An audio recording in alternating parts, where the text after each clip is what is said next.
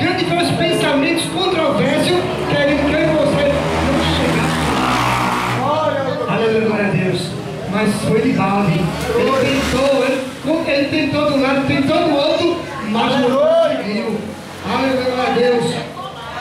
Para não ficar sem minhas palavras, deixarei o versículo que se encontra aqui no livro de 2 São João, capítulo de número 5, e versículo de número 35, onde Jesus diz: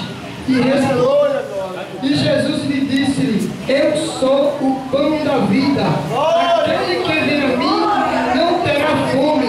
Quem crê em mim nunca terá sede. Aí mais adiante a gente vai agora para o retrocede um pouquinho, vai para o capítulo 4, e versículo número 13 e o 14, que a gente vê Jesus respondendo para aquela mulher de Samaria, quando abre a sua boca e diz: E respondendo-lhe Jesus, respondeu e disse-lhe: Qualquer que beber desta água tornará a ter sede, mas aquele que beber da água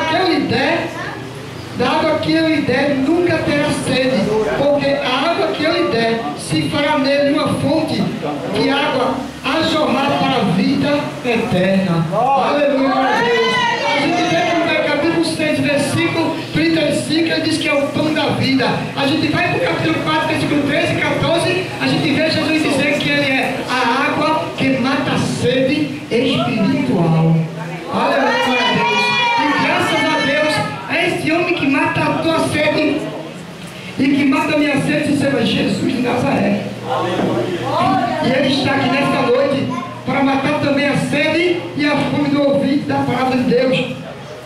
Que nesta noite está aqui a ouvir a palavra do Senhor através do seu aparelho de som.